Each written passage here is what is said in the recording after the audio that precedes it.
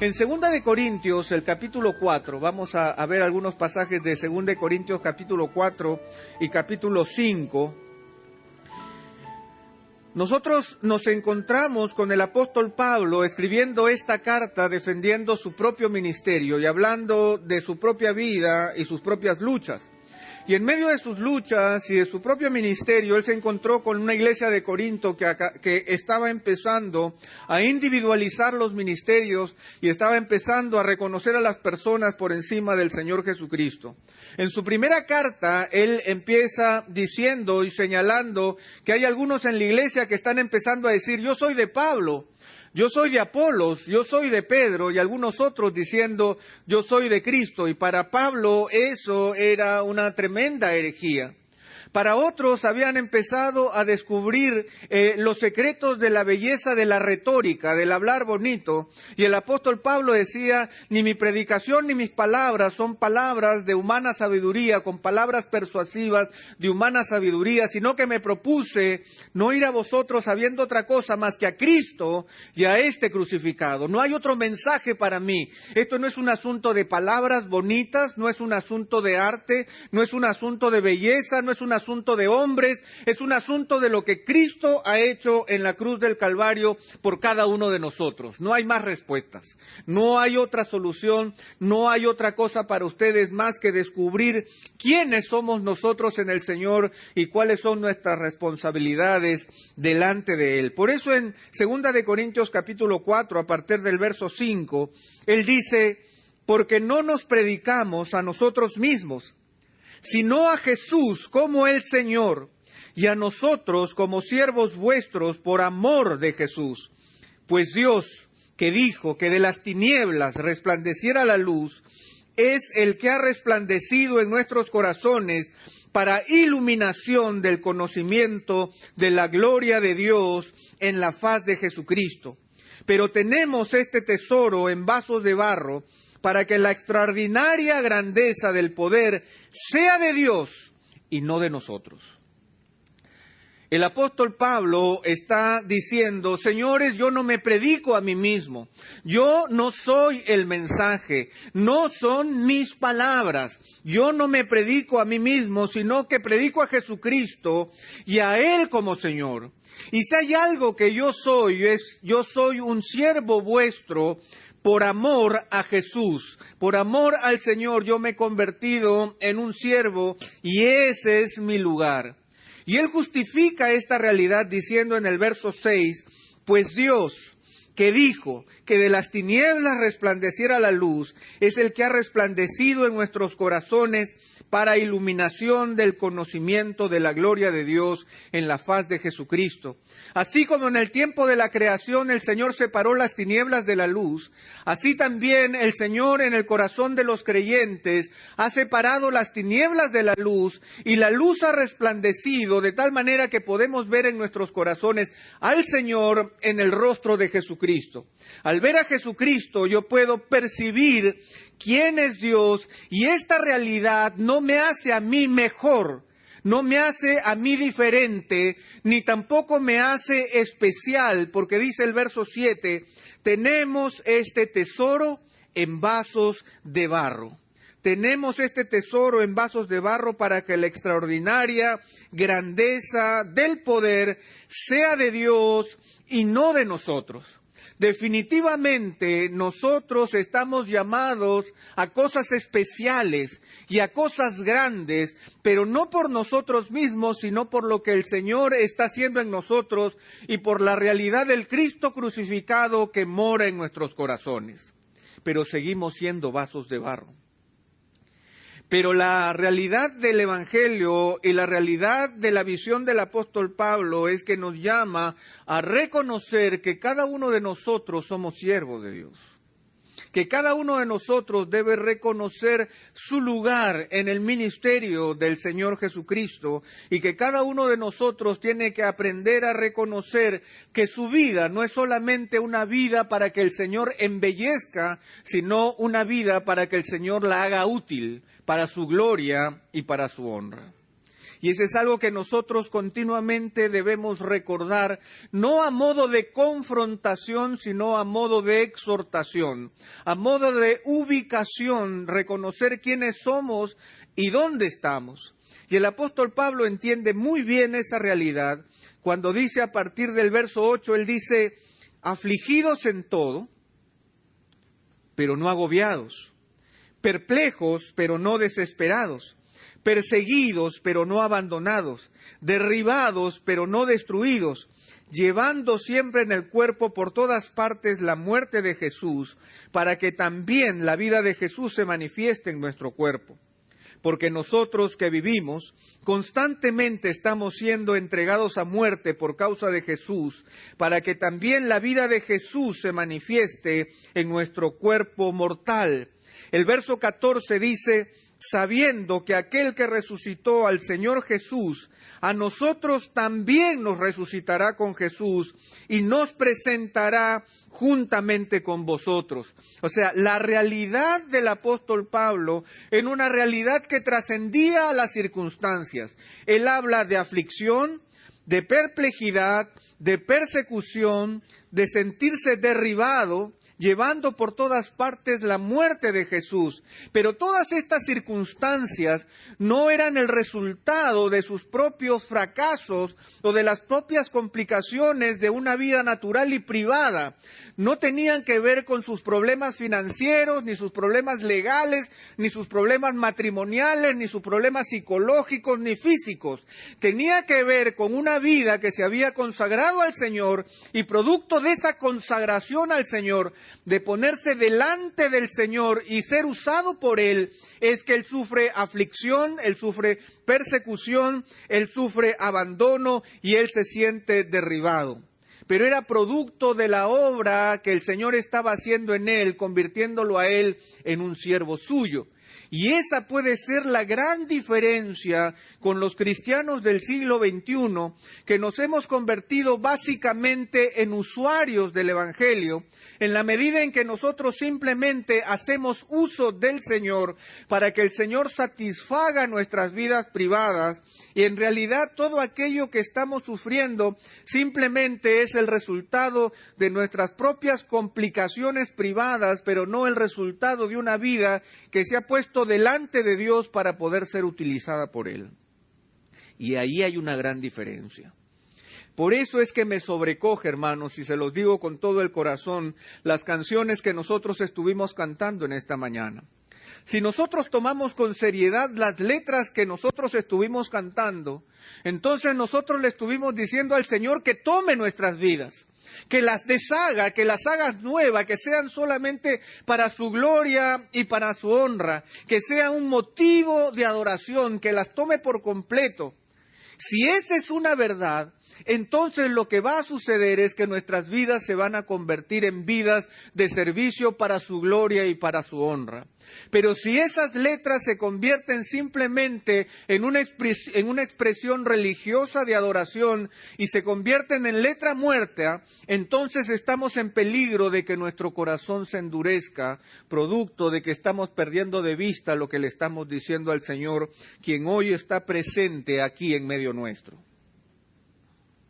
El apóstol Pablo llega a afirmar con claridad, a partir del verso 16 de 2 de Corintios capítulo 4, él dice, por tanto, no desfallecemos, antes bien, aunque nuestro hombre exterior va decayendo, sin embargo nuestro hombre interior se renueva de día en día, pues esta aflicción leve y pasajera nos produce un eterno peso de gloria que sobrepasa toda comparación, al no poner nuestra vista en las cosas que se ven, sino en las que no se ven, porque las cosas que se ven son temporales, pero las que no se ven son eternas.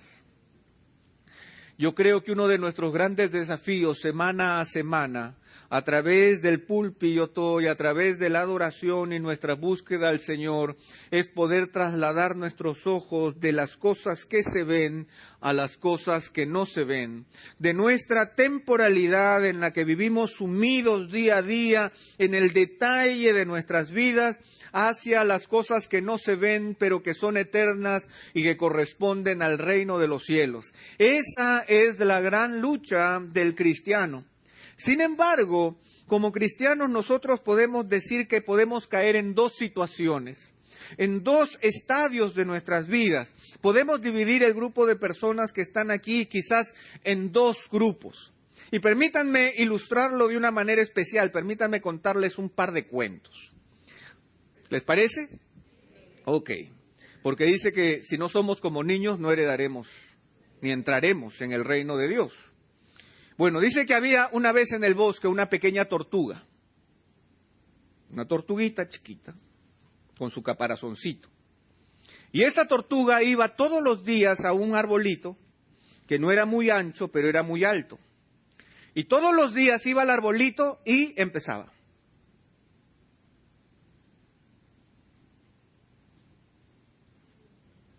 Y empezaba a escalar el arbolito. Iba. Con esfuerzo.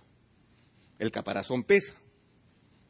Iba y subía, y subía, y subía, y subía, hasta que llegaba a la rama más alta del arbolito, y luego empezaba en la rama,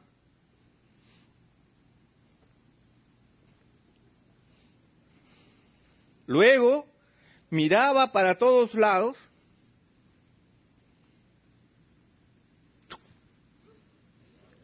y se lanzaba. Y empezaba en el camino hacia abajo, hacía.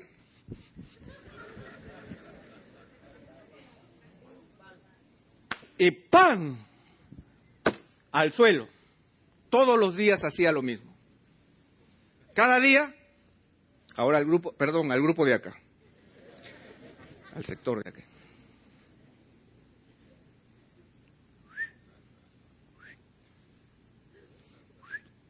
La ramita. Miraba a los dos lados. ¡Sácata! Y en el camino, ¡pa! En una ramita, en un arbolito cercano, había una pareja de pajaritos.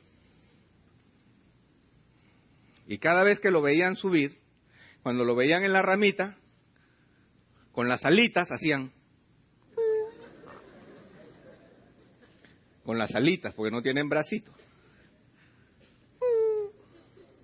Y lo miraban. ¿Cómo lo miraban? Así. Porque los pajaritos no miran así. Es cierto, hay que hacer bien la historia. Los pajaritos no miran así, los pajaritos miran así. Entonces lo miraban, se cubrían. Y había días de tanto, todos los días de hacer esto, que un día el pajarito le dijo a la pajarita: yo creo que ha llegado la hora de decirle que es adoptado.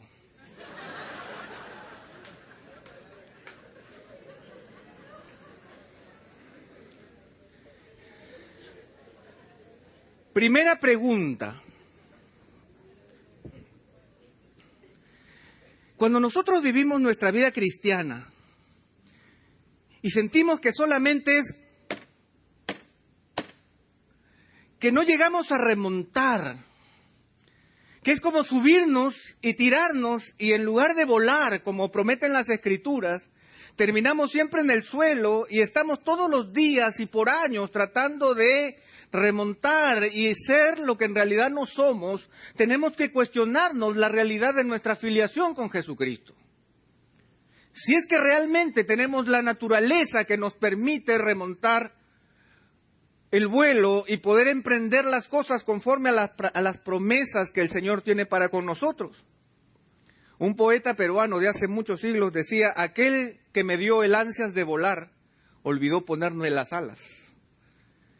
Y esa es la realidad de muchos de nosotros que vivimos como teniendo el ansia de volar, pero no llegamos a remontar porque quizás no está en nosotros la naturaleza divina que nos permite elevar las alas y emprender el vuelo.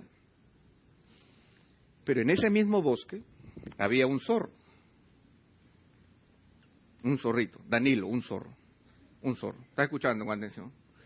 Y a este zorro le gustaba comer huevos y buscaba siempre. Un día ve que en un arbolito cercano, hablando de arbolitos, había un nido de águila y el águila no estaba. Entonces el zorro sube, toma el huevo, pero no se lo come ahí, dice, me lo voy a llevar. No vaya a ser que venga el águila y ahí estamos en problema. Entonces se lo lleva. Mientras va avanzando, él escucha ruido de gallinas. Entonces pasa por una granja y ve un gallinero abierto, grande. Y él con el huevo del águila ahí. Entonces él entra al gallinero, las gallinas se espantan y huevos por todos lados. Entonces él agarra y dice, ¿qué hago con uno? Tira el huevo del águila y va y se mete a comer los huevos de gallina que había encontrado. Cuando las gallinas vuelven, una gallina no se da cuenta y empieza a empollar el huevo del águila. Pasado el tiempo, el huevito se empieza a romper y sale ¿qué? Un águila, no va a salir un pollito, porque recuerden que la mamá. Entonces sale la aguilita, empieza a mirar, ve a la gallina y le dice, mamá. Ah, qué tierno, ¿verdad? Mamá. Entonces la gallina viene. ¿Y qué sucede? Que la gallina le empieza a enseñar todo lo que los pollitos hacen. Entonces empieza a caminar, a escarbar. No, los pollos no vuelan, entonces tampoco, nunca tuvo la pretensión de volar. Se movía ahí en su propio mundo, rodeado de todos los pollos y los gallos. A veces dio un gallo que hacía, ¿no es cierto? Entonces él también aprendió a hacer así, pero nunca pensó que podía volar. Había aprendido a rascar la tierra, a buscar gusanos, esa era su función. Un día, el águila alza el rostro al cielo, así. No así, así, porque el ojo está aquí. Alza el ojo al cielo, ¿y qué sucede? Ve en el aire un águila. Volando en el cielo, y él se queda, ¡wow! ¡Qué animal! ¡Qué, en el buen sentido, ¿no? ¡Qué animal! ¿No? Tan wow. Entonces un pollo primo de él, que se había criado con él, lo golpea con la pata, él mira también, mira de costado, ¿no? Entonces, ¿qué andas mirando? Le dice, mira, ay, déjate de mirar esas cosas que nosotros nunca vamos a poder llegar a vivir así. Sigue rascando la tierra y sigue buscando gusanos porque nunca nos tocará el privilegio de remontar las alturas como esa otra ave que está en el cielo. Y entre estos dos grupos, entre esta tortuga que cae y entre esta águila que no vive conforme a su propia naturaleza, estamos todos nosotros. Está el hecho de que nosotros no tengamos y no tengamos todavía la vida del Cristo resucitado en nosotros, de tal manera que no podemos vivir la vida espiritual que el Señor promete, porque no la tenemos, porque no es algo que se logra por mimetismo, no se logra por estar aquí, se logra por una obra transformadora de Cristo en lo profundo del corazón. O puede ser el hecho de que nosotros tengamos la vida del Cristo resucitado, pero nosotros vivimos todavía siguiendo los patrones del mundo, rascando la tierra, comiendo gusanos, incapaces de mirar al cielo porque nos han hecho creer en el mundo que ninguno de nosotros puede remontar las alas y puede volar. Y esos son nuestros dos grandes peligros y nuestros dos grandes temores. Y la razón por la que nosotros vamos a la Escritura es para poder descubrir cuál es la realidad que nos permita poder vivir conforme a lo que el Señor espera de nosotros. El pastor Luis ahora nos decía y nos hacía ver 2 Corintios 5:17. Y 2 Corintios 5:17 dice, de modo que si alguno está en Cristo, nueva criatura es. Las cosas viejas pasaron, he aquí todas son hechas nuevas. Pero este pasaje, que es uno de los pasajes más bellos y más usados en toda la Escritura, también es uno de los pasajes que ha sido más mal usado en todos los tiempos, en toda la Escritura. Porque 2 Corintios 5:17 es en realidad una conclusión. Es una conclusión que termina haciendo una afirmación si es que se procede viviendo conforme a lo anterior que el apóstol Pablo está señalando. De modo que si alguno está en Cristo, tiene que ver con ciertas condiciones que se encuentran en los versículos anteriores y que dan cuenta de la realidad, de una realidad transformadora y radical que cambia el corazón, de modo que si alguno está en Cristo, nueva criatura es, las cosas viejas pasaron, he aquí todas son hechas nuevas. Entonces, de lo que se trata no es de repetir este pasaje, sino de descubrir si es que en nuestras vidas estamos teniendo esas condiciones que hacen que nosotros podamos vivir realmente como nuevas criaturas y no como tortugas que están tratando de ser aves y no como águilas que siguen viviendo como pollos. A partir del verso 11 del capítulo 5, el apóstol Pablo nos hace la descripción de lo que significa estar en Cristo. Dice el verso 11, vamos a leer del verso 11 hasta el 21. Por tanto, conociendo el temor del Señor, persuadimos a los hombres, pero a Dios somos manifiestos, y espero que también seamos manifiestos en vuestras conciencias. No nos recomendamos otra vez a vosotros, sino que os damos oportunidad de estar orgullosos de nosotros, para que tengáis respuesta para los que se jactan en las apariencias y no en el corazón. Porque si estamos locos es para Dios, y si estamos cuerdos es para vosotros. Pues el amor de Cristo nos apremia, habiendo llegado a esta conclusión, que uno murió por todos, por consiguiente todos murieron. Y por todos murió, para que los que viven ya no vivan para sí, sino para aquel que murió y resucitó por ellos. De manera que nosotros, de ahora en adelante, ya no conocemos a nadie según la carne. Aunque hemos conocido a Cristo según la carne, sin embargo ahora ya no le conocemos así. De modo que si alguno está en Cristo, nueva criatura es, las cosas viejas pasaron, he aquí todas son hechas nuevas. Y todo esto procede de Dios, quien nos reconcilió consigo mismo por medio de Cristo y nos dio el ministerio de la reconciliación. A saber, que Dios estaba en Cristo reconciliando al mundo consigo mismo, no tomando en cuenta a los hombres sus transgresiones, y nos ha encomendado a nosotros la palabra de la reconciliación. Por tanto, somos embajadores de Cristo, como si Dios rogara por medio de nosotros. En nombre de Cristo rogamos, reconciliaos con Dios. Al que no conoció pecado, le hizo pecado por nosotros, para que fuéramos hechos justicia de Dios en él. Empecemos con el verso 14 de esta declaración que concluye con esta afirmación de estar en Cristo y ser una nueva criatura. El verso 14 dice, pues el amor de Cristo nos apremia, habiendo llegado a esta conclusión. ¿Cómo es que nosotros descubrimos el amor de Cristo? ¿Cómo es que nosotros descubrimos que el Señor nos ama? ¿Cómo es que nosotros descubrimos que Dios tiene un profundo amor hacia nuestras vidas? El profundo amor de Dios para con nosotros no se manifiesta principalmente con que se resuelvan nuestros problemas o que tengamos una situación laboral y financiera holgada. No se resuelve con que nosotros gocemos de buena salud y con una vida próspera. No se resuelve con el hecho de que Dios nos libra de peligros, de malas influencias y de malas personas. Todo eso es el resultado, el segundo resultado del amor de Dios. Pero básicamente el amor de Dios se manifiesta en una sola realidad, en la realidad de la cruz de Jesucristo. La cruz de Jesucristo es el símbolo más profundo del amor de Dios. Mas Dios muestra su amor para con nosotros en que siendo aún pecadores, Cristo murió por nosotros. De tal manera que el amor de Cristo, como dice la versión de la Reina Valera, el amor de Cristo nos constriñe. La Biblia de las Américas dice, el amor de Cristo nos apremia.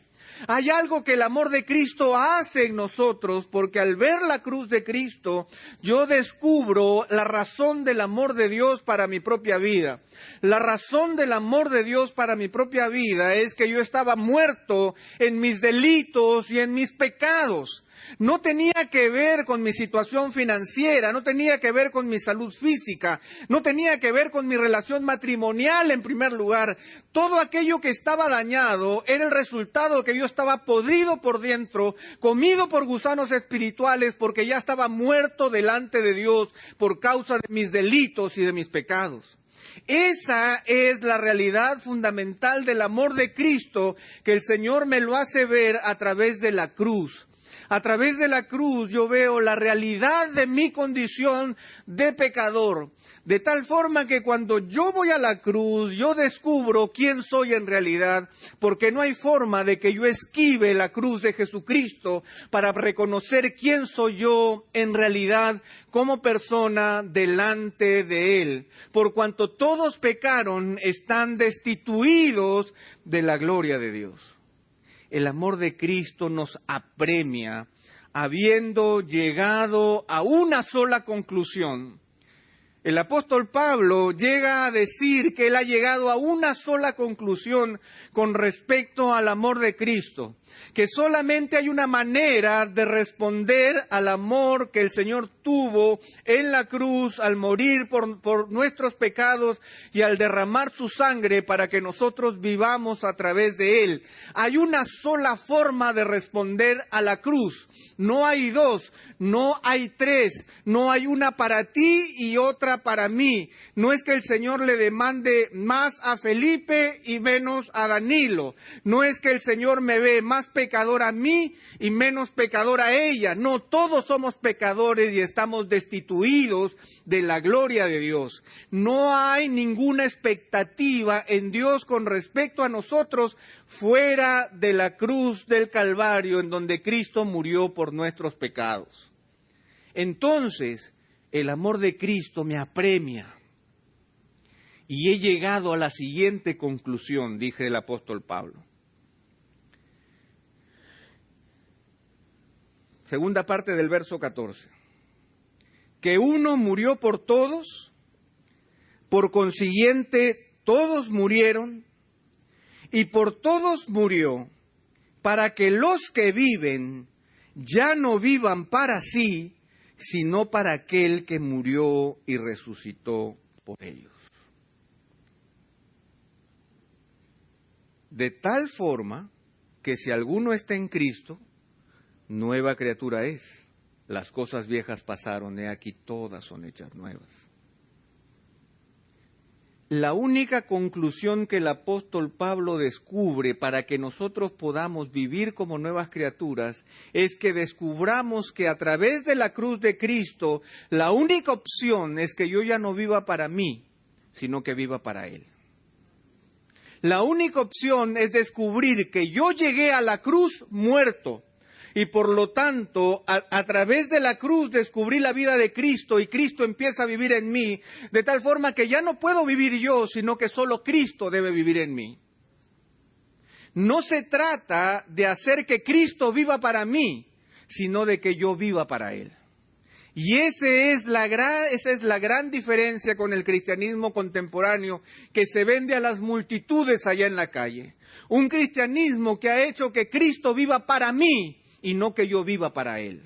Un cristianismo que nos ha convertido en usuarios de la gracia de Dios y no en dadores de la gracia de Dios. Un cristianismo que nos ha hecho creer que el Señor está muy preocupado por nuestras vidas particulares, de tal forma que Él tiene que estar completamente a nuestro servicio y no que nosotros debemos morir a nosotros y empezar a servirle a Él.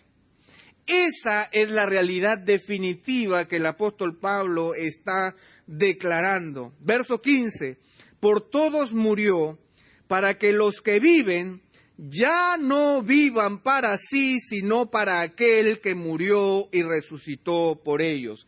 Una declaración radical de servicio de parte de nuestras vidas, de tal modo que yo empiece a renunciar a todo lo que dejé en la cruz y que no lo vuelva a tomar porque ahora yo vivo para Él. ¿Estás viviendo para Él? Es la primera pregunta que nosotros debemos hacernos. ¿O Él está viviendo para mí? ¿Yo estoy viviendo para Él o Él está viviendo para mí? ¿Yo dejé todo en la cruz o simplemente hay algunas cositas que he traído conmigo después de la cruz? Señor, todo lo dejo en la cruz menos la billetera. Señor, todo lo dejo en la cruz menos la jipeta, porque la jipeta, ¿cómo va a dejarla en la cruz? La jipeta no entra en la cruz. Todo lo dejo en la cruz menos estos problemas que tengo en la cabeza que necesitan otra solución.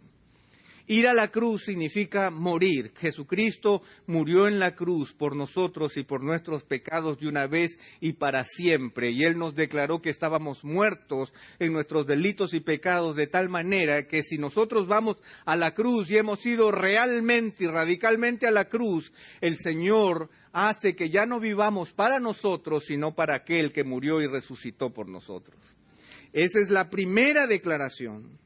Y la segunda declaración está en el verso 16 y dice, de manera que nosotros de ahora en adelante ya no conocemos a nadie según la carne. Aunque hemos conocido a Cristo según la carne, sin embargo, ahora ya no le conocemos así. Cuando yo voy a la cruz de Jesucristo marca un nuevo comienzo en mi vida. De tal manera que, en primer lugar, yo ya empiezo a cambiar mis acciones, porque mis acciones ya no corresponden a las acciones de Pepe Mendoza, sino corresponden a las acciones del Cristo resucitado viviendo en Pepe Mendoza. Es el Señor viviendo en mí. Pero en segundo lugar, lo que ocurre también es que yendo a la cruz yo descubro una nueva manera de pensar.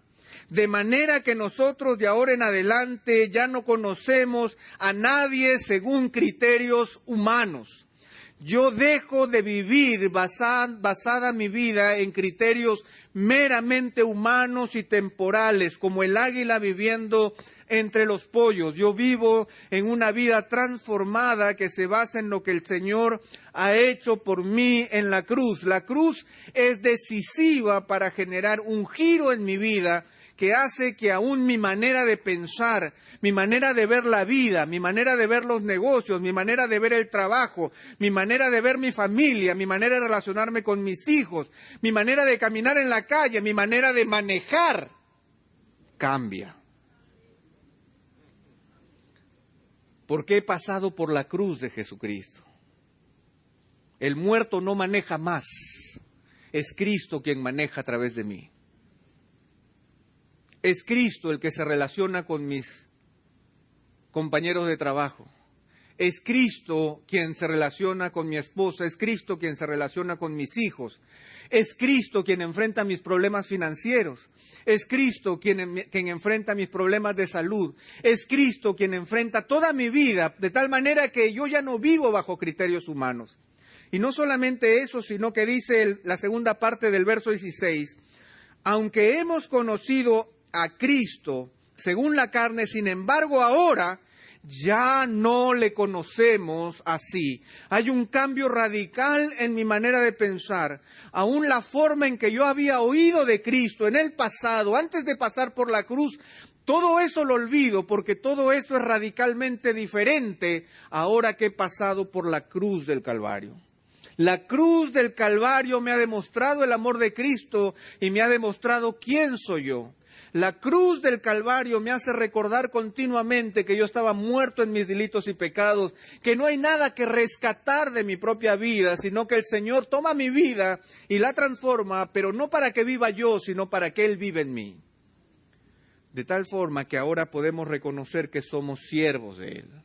No existe otra opción más que ser siervos de Él. Entonces, si alguien ya no está viviendo para sí, sino para aquel que murió y resucitó por él, entonces es una nueva criatura. Las cosas viejas pasaron y aquí todas son hechas nuevas. Si hay alguien que ha cambiado su modo de pensar de tal manera y en forma tan radical después de haber descubierto el amor de Cristo en la cruz del Calvario, que ahora es una nueva criatura, las cosas viejas pasaron y aquí todas son hechas nuevas. Esa es la realidad del Evangelio. Este pasaje solo funciona en la medida en que nosotros de manera radical hemos tomado la acción decisiva y decidida de hacer que Cristo viva en nosotros. Ya no vivo para mí, vivo para Él. Ya no soy yo, es Cristo quien vive en mí. Ya no tengo los ojos puestos en las cosas que se ven, sino en las que no se ven, porque las que se ven son temporales y las que no se ven son eternas. De modo que ahora estoy en Cristo, las cosas viejas pasaron, he aquí todas son hechas nuevas. Pero mientras yo siga arrastrando mi muerto conmigo, entonces siempre el pasado va a volver a estar conmigo. Mientras yo siga viviendo con mis mismos valores que tenía antes de Cristo, con mis mismos odios, con mis mismos principios, con mi misma manera de reaccionar ante mi esposa y ante las circunstancias, entonces nunca podrá ser una nueva criatura en el Señor.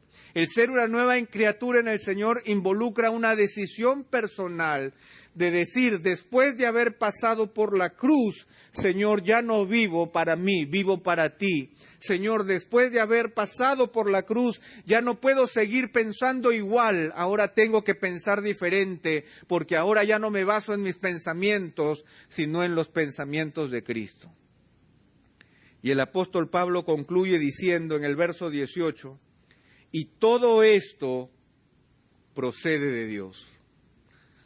Esta definición radical no tiene que ver con nosotros, tiene que ver con un plan de Dios, del cual nosotros no podemos huir. El apóstol Pablo dice, he llegado a una sola conclusión, que si el creyente quiere ser una nueva criatura en Cristo, la única manera que pueda hacerlo es que de manera radical ya no viva para sí, sino para Cristo. De manera radical cambie su modo de pensar de sus valores personales a los valores de Jesucristo. Y yo he descubierto que esto no es un asunto humano, sino que esto procede de Dios.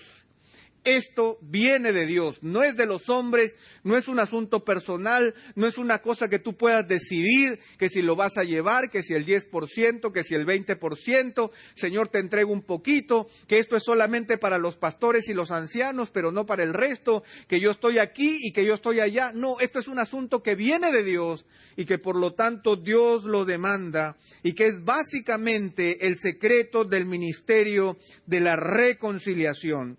El Señor nos ha reconciliado con Él y al reconciliarnos con Él nos da la posibilidad de vivir conforme al plan original que el Señor tenía para sus criaturas humanas, que es que nosotros vivamos para Él y no para nosotros mismos. El gran pecado original fue que los hombres dejaron de ver a Dios como el dador de la vida y creyeron que ellos podían gozar de su propia vida sin el consentimiento de Dios. Y eso es lo que nosotros muy continuamente hacemos. Y todo esto procede de Dios, quien nos reconcilió consigo mismo por medio de Cristo y nos dio el ministerio de la reconciliación, a saber que Dios estaba en Cristo reconciliando al mundo consigo mismo, no tomando en cuenta a los hombres sus transgresiones, y nos ha encomendado a nosotros la palabra de la reconciliación. Por tanto, somos embajadores de Cristo, como si Dios rogara por medio de nosotros. En nombre de Cristo rogamos, reconciliaos con Dios. Hermanos, este acto fundamental de 2 de Corintios 5:17 es el centro y el secreto de la reconciliación con Dios.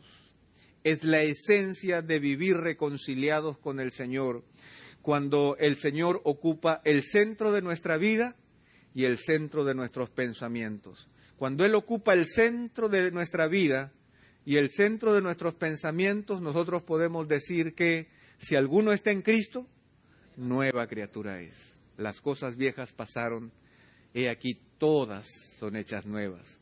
Porque el punto de partida es ¿dónde? Es la cruz. Porque allí en la cruz es donde todo es hecho nuevo. Y cada vez que nosotros volvemos A caer en el pasado tenemos que volver a la cruz y declararlo muerto para que la vida del Cristo resucitado vuelva a tomar posesión de nuestra muerte y nos entregue la vida que no es nuestra propia vida, sino la vida del Cristo resucitado. Esa es la realidad de la fe. Esa es la esencia del cristianismo, volver una y otra vez a la cruz para no vivir para nosotros, sino para aquel que murió y resucitó por nosotros.